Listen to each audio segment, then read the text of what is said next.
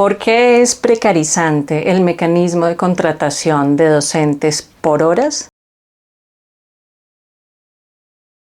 Hola, esto es Sin Culillo a lo Político y hoy vamos a estar hablando de un tema que es importante para una de las microcomunidades donde se discuten temas políticos a la que yo pertenezco, que es el tema de la docencia ocasional, de cátedra o en general por horas dentro de la Universidad Nacional, pero que tiene un reflejo y se replica en otras instituciones de educación superior en todo el mundo, pero especialmente en América Latina.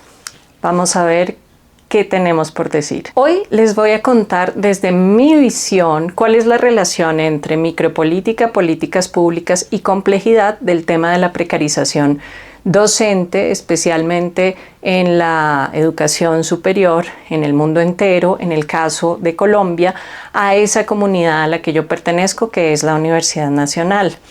Parte del contenido de este video tiene que ver con mi propia visión sobre el asunto y otra parte tiene que ver con propuestas que han lanzado diferentes profes en algunos de los espacios de discusión que compartimos y que entonces pues yo voy a parafrasear o voy a exponer para que ustedes se den una idea de la dimensión de la cantidad de decisiones que hay en torno de esta comunidad micropolítica que es la Universidad Nacional de Colombia. Bienvenidas y bienvenidos. Y lo primero que vale la pena hablar, discutir, es que dentro de esta comunidad, pues tenemos ciertas dificultades como docentes. Tratándose de una comunidad académica dentro de la mejor universidad de Colombia, pues las decisiones que se toman en torno de la docencia son importantes e inciden en la calidad.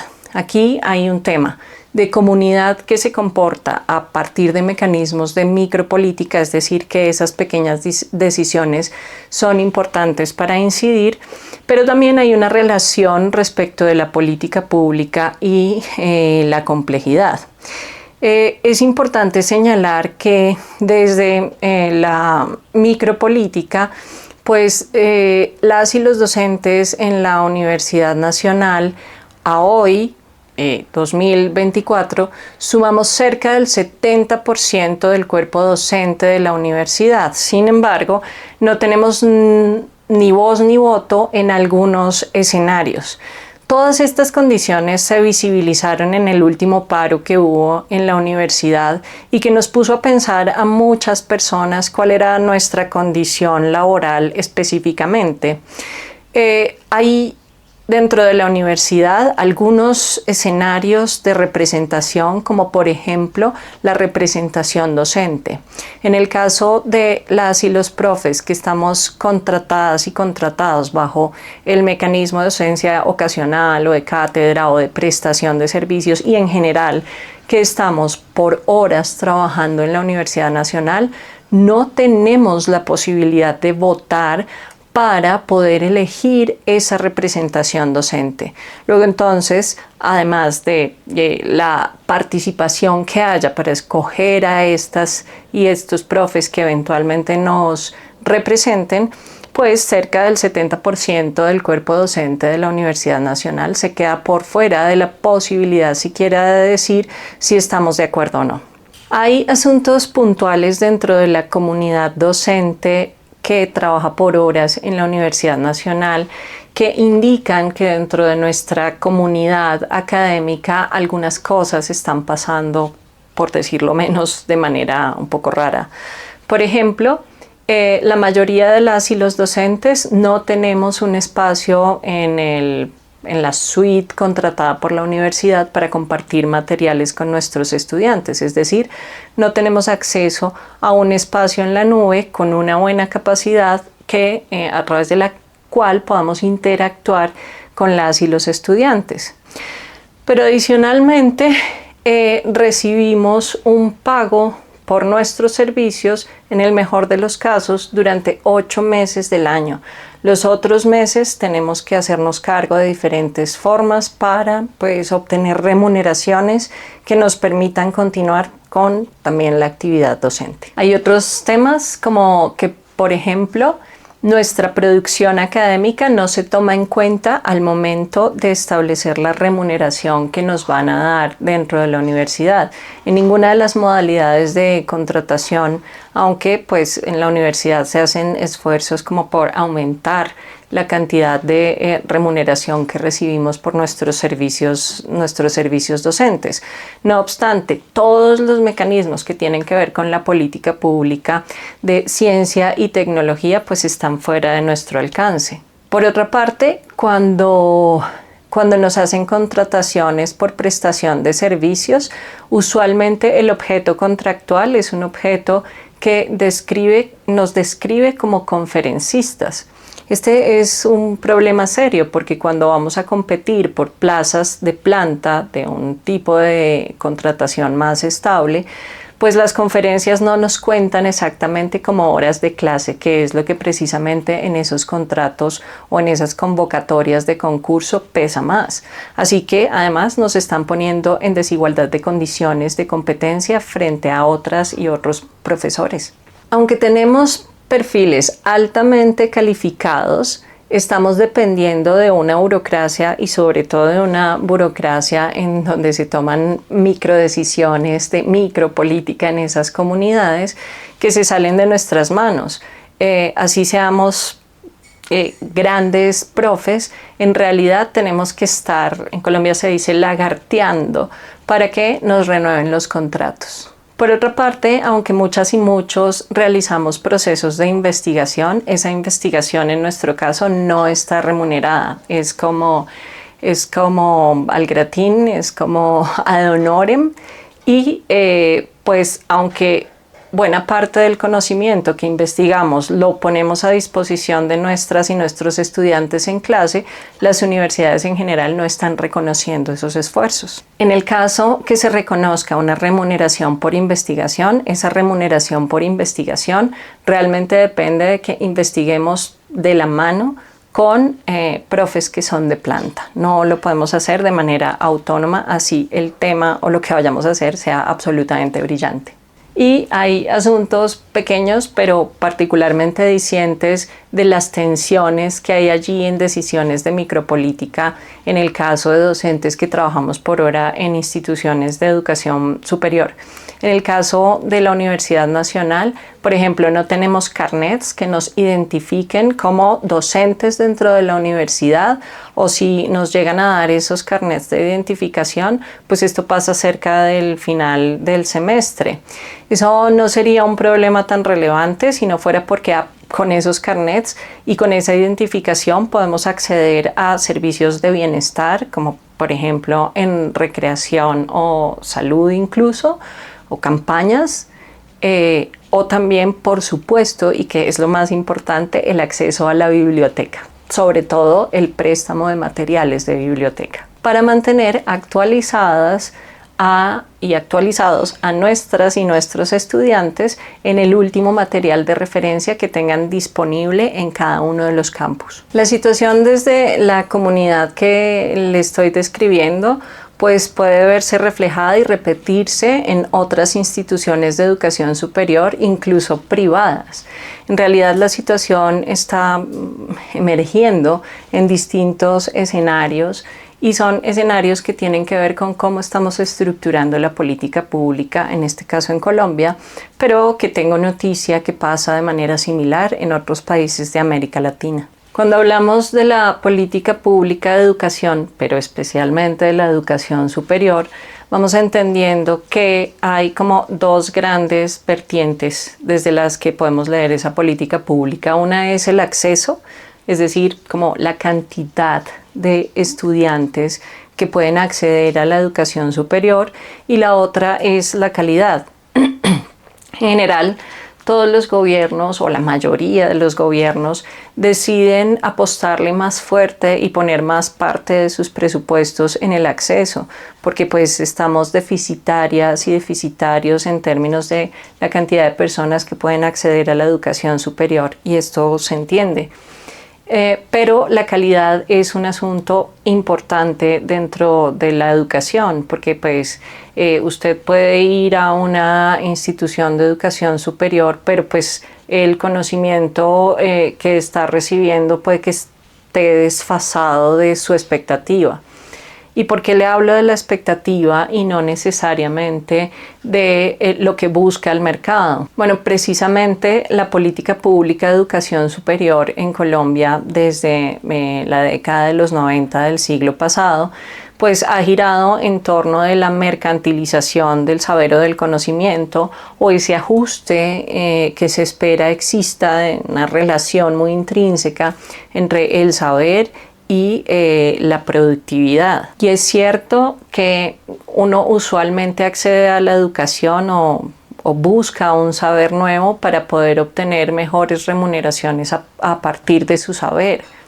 Pero no necesariamente la calidad está relacionada con ese mercado laboral, porque pues el mercado laboral tiene que ver con las políticas públicas de empleo, y las políticas públicas de empleo no necesariamente están tampoco acorde con el saber que tiene cada una de las personas.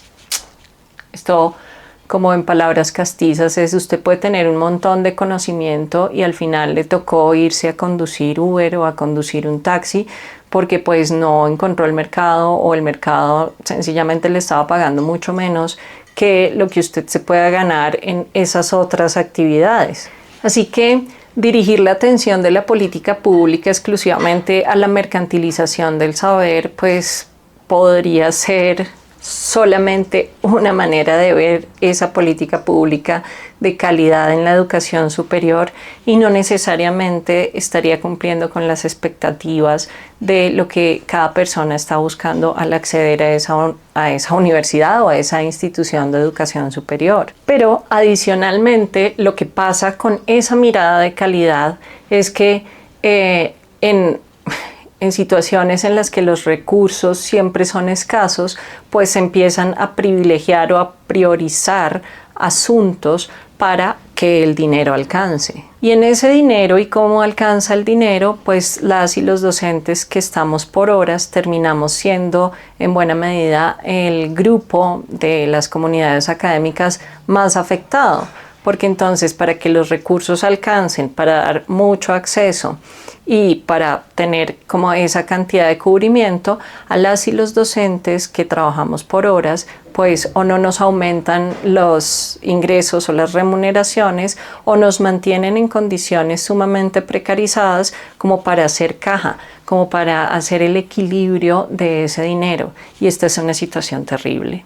Es decir, las y los docentes por horas somos como un recurso reemplazable, fugaz dentro de la comunidad académica, a pesar de los esfuerzos que hagamos por llevar calidad a nuestras y nuestros estudiantes. En este caso, ¿por qué también debería preocupar precisamente para los sectores productivos, financieros y otras políticas públicas, o cómo se relaciona con otras políticas públicas? Bueno, para empezar, las y los docentes que trabajamos por horas, independientemente de la modalidad de nuestra contratación, como somos contratadas y contratados solamente por 8 meses del año, los otros 4 meses del año tenemos que buscar otras maneras de financiar nuestra subsistencia. Eso puede ser más o menos fácil para un grupo de docentes, pero más o menos difícil para otro grupo de docentes. En mi caso, yo tengo la posibilidad de la consultoría en políticas públicas, pero pues si me imagino ser, qué sé yo, de una disciplina como la física pura o la matemática pura, es altamente probable que las actividades con las que yo pueda suplir esos otros 4 meses del año no sean tan rentables. Al sector productivo esto debería interesarle, porque eso significa que siempre estamos también tratando de ajustar nuestra remuneración, nuestro salario a las posibilidades reales. Eso quiere decir que seguramente somos un segmento de la población que consume mucho menos dentro de la economía. Pero además, para el sector financiero también es un problema, porque al tener esta inestabilidad en la contratación, pues somos también uno de los grupos que menor acceso a crédito tenemos, por ejemplo, y ni qué decir de la posibilidad de establecer un ahorro a lo largo de nuestra vida, porque generalmente estamos haciendo cruces de dinero entre lo que recibimos solamente 8 meses al año y lo que dejamos de recibir los otros 4 meses al año. Y no se trata de una competencia respecto de las y los docentes de planta, ni mucho menos, porque también son gente súper preparada que también dedica y tiene un montón de calidad por ofrecer a las y los estudiantes. Pero sí se trata de que a condiciones similares, en donde tengamos como la misma capacidad y la misma cualificación para dictar clase, podamos recibir una remuneración equivalente. Entonces, si yo tengo un doctorado, pues que mi doctorado así dicte por horas valga lo mismo que si a una o a un docente de planta que tiene doctorado le pueden llegar a remunerar. Al igual que las y los docentes de planta, sostenemos buena parte de la calidad de nuestras clases y del conocimiento que compartimos a partir de la investigación. Somos mentes inquietas. Y sin embargo, pues esas actividades de investigación, como les decía, no se están reconociendo. Aquí hay un asunto que atender desde la política pública, porque si lo miramos solamente desde el punto de vista jurídico, y yo no le mostré allí las leyes, la que opera para nuestro caso colombiano es la Ley 30 y muchas veces se ha tratado de modificar para pues poder equiparar las nuevas situaciones de la educación en nuestro país. Puede que esta sea la misma situación en otro lugar si usted me está viendo desde otro país. Pero en general no se trata solamente de la ley, aunque hay vacíos jurídicos. Y esos vacíos jurídicos tienen que ver con que, por ejemplo, no existe un reconocimiento de la labor docente particular por horas en esa, digamos, equidad o igualdad de condiciones frente a otros tipos de contratación docente. Lo que sí es cierto es que esos documentos autodenominados de política pública de la educación superior incluyen solamente una mínima cantidad de información respecto de la calidad en relación con las y los docentes, por lo menos en el caso colombiano. Eso quiere decir que estamos como invisibilizando o dejando de lado una pieza fundamental de ese conocimiento, de ese saber y de las comunidades académicas que somos las y los profes. ¿Cómo se puede entender la educación y la educación superior y este fenómeno que le estoy describiendo de la vinculación docente por horas desde la complejidad? Bueno, pues una profe mía del doctorado que realmente quiero un montón, es mi directora de tesis, le puso nombre a esto desde la complejidad. La profesora Virginia Gonfiantini habla del kairos educativo y es un concepto súper bello, porque el kairos educativo tiene que ver con distintas formas de aprender, con distintos tiempos para aprender, y no solamente para aprender, sino en relación con el saber en general. Y como esa relación frente al saber en general tiene que ver con la vida y con el tiempo, pues es un concepto complejo. Así que todos estos procesos de educación también tienen que ver con la complejidad y la vida de las personas. Si no, dígame usted si puede recordar el nombre de aquella o aquel profe que marcó su vida.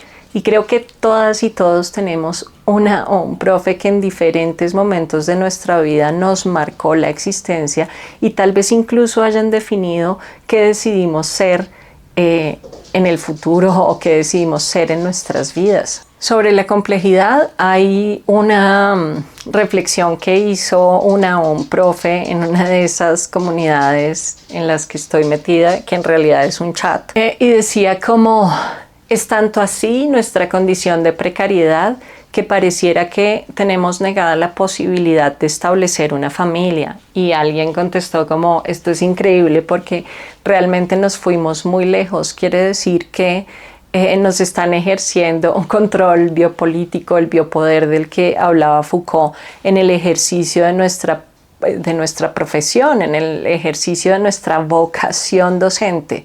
Y eso pues no solamente indica como la profundidad de la complejidad en términos de este fenómeno del que le estoy hablando hoy, sino también lo triste de pensar que una parte de nuestras vidas no se pueda llevar a cabo, no se pueda realizar precisamente por una condición que tiene que ver con un contrato.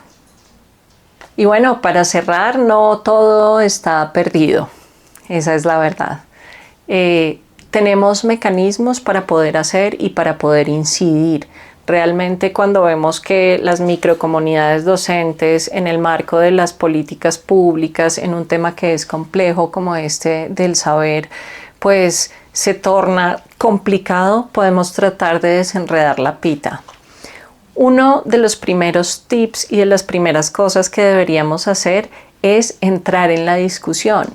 Usted hace parte de una comunidad y esa comunidad le define también como persona. Hágase parte de las discusiones, trate de asistir, trate de poner su posición. Y esto no aplica solamente para la Universidad Nacional de Colombia, sino para todas esas instituciones de educación superior donde estas modalidades de contratación están emergiendo y son cada vez más fuertes. Lo siguiente que deberíamos hacer desde nuestras comunidades es poner este tema dentro de la agenda de la política, de la gran política, donde otras personas están tomando decisiones.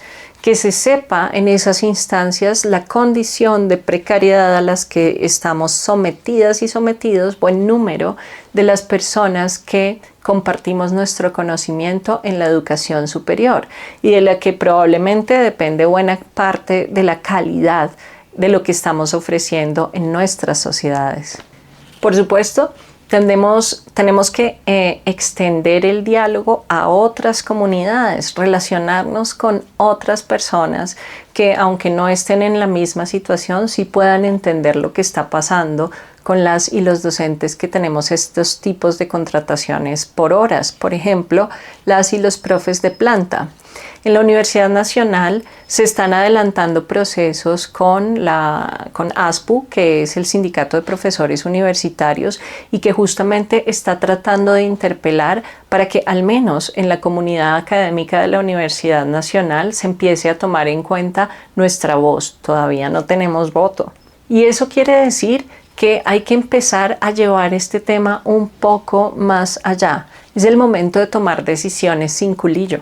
Porque la precarización de las y los docentes a nivel global es un asunto que le interesa a toda la sociedad. Tendríamos que estar insistiendo y organizarnos para que este tema sea cada vez más visible. ¿Ustedes qué opinan? Si me están viendo desde otro país, por favor comenten cómo está esta situación en sus lugares y si es visible o no. Muchas gracias por ver. Espero que este contenido les haya sido de utilidad. Si es así, pues suscríbanse, denle like, compártanlo, etcétera, etcétera. Coméntenlo. Estoy pues muy feliz de responder también sus preguntas y sus comentarios. Y nos vemos más adelante sin culillo a lo político.